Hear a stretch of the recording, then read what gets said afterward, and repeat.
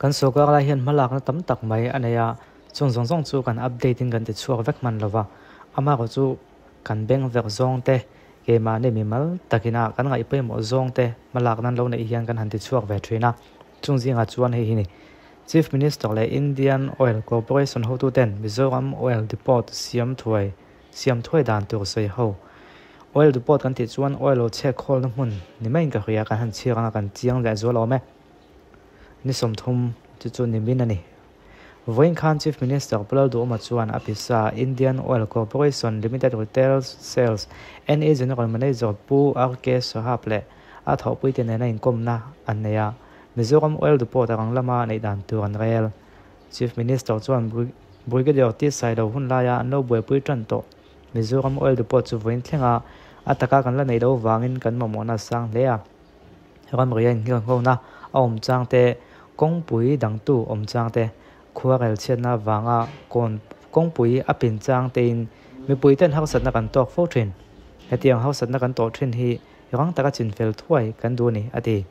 General Manager Pu Auke Sahab hian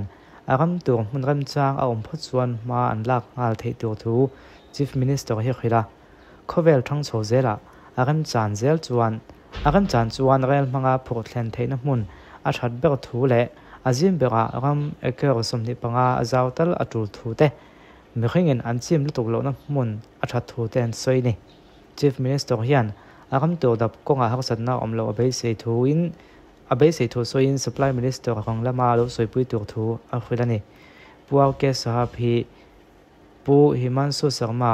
Division Head Silchar le Pu Kuldip Sharma Mizoram Retail Sales Head tenan troi obani arontia khi an thalak vel chu nia ni e rama boi han kam boi na ber chu oil am lo petrol man sang diesel man sang le khatiang kha am permit le to ti hini thina he kam boi fo mai Mizoram ma han oil check kholna kan mo ya ko mena hian heng the hi lom kan mo ni mana soka kalta te khan ngai tua nei dei to tu kan nim le sil chaw ko nga pin na a boi zi hian he om zo zai ta Barabia khuan boi ka joti sai lo khan hun zong zong ti fel vek to khania soka lo le tenan chun zom sak tu talawa te man lai thil le thlak tang kon se ni e a veyom khop mai ti kha ton tu ma hian hemi hi ka benga ver ve dawa ka mitala dewa the pon yang chu an malak na jinga chuan hlotling ai se hlotling ma se ka du ber te jinga me ni a chan chu aminol pui Mizoram minol pui buena thlen thei tu hi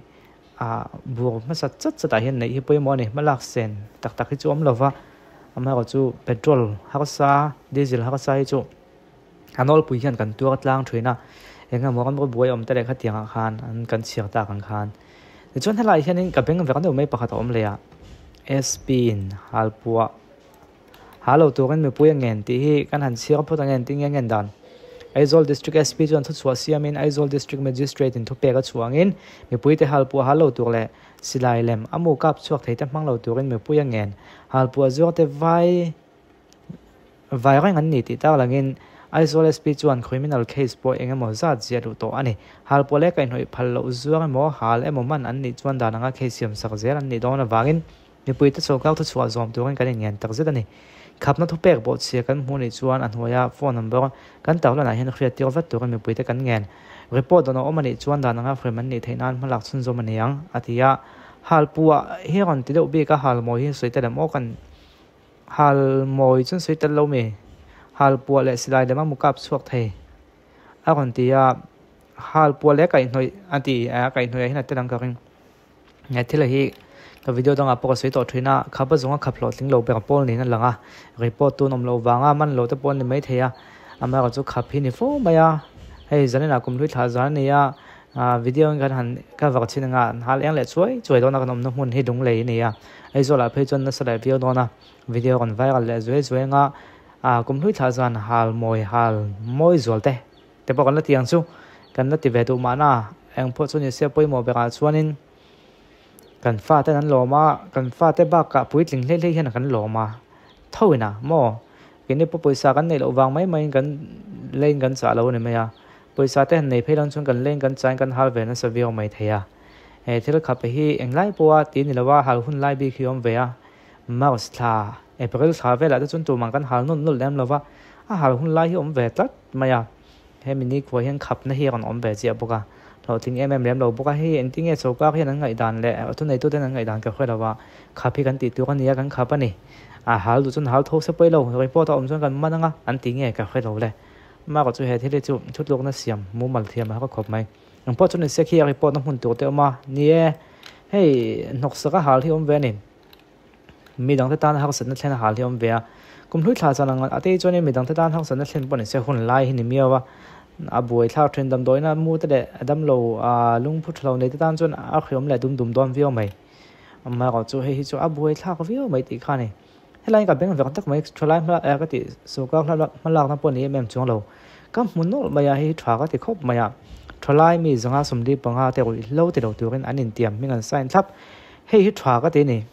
he tiang hi puamo tamangai ni kan chiang nge December ni som pakwa sang ni da December ni som pakwa tang ni som ni pa ni sang ni da som ni pathumin ka chung kha na Samurai Full Foundation for Drugs Free Mizoram tam kop chuan lam mo lam Mizoram Youth Festival den chanin roi tho that lo jen zir tirna anti drugs campaign an neya he huna hian thalai zanga somli panga chu roi tho ti lo tu kan an tiam ani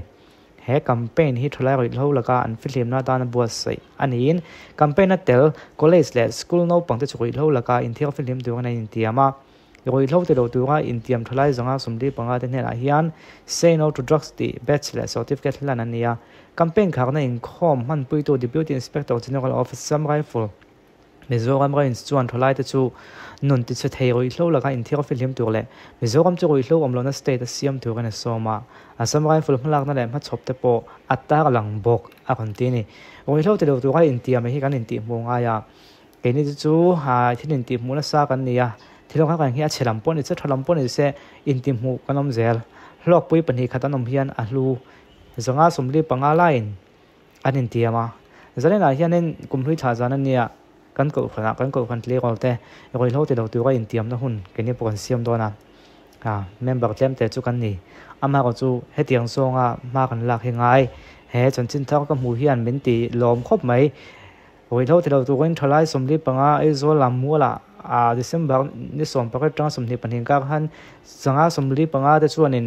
roi tho te do to kan mingan sana in tiam ani ti te kan han sei chonga kha khan midang te thinlung a khoenga in ti mu thei ni ga ti kha chu wang chon roi lo te hi in ti mu lo la ti lo te hi in ti mu chok jok tai la tiang zonga ma kan la khi ngai ni a thalo zonga influence na he a thalo zonga mi te van ne na hi social media tam em ya a thazong lam pang hi kan tron ve ngai ni ti kha ton tu ma hen ka kon soi tel du bok ni ole khang ho ka ton tu ma le ma thu beng wa thak de ne ka khiat na le ka beng ve ka zual de wala khom thei chu ni ya video da nga ka ni mu le wat tu nga ngai da tu na tan chuan du tok phot tang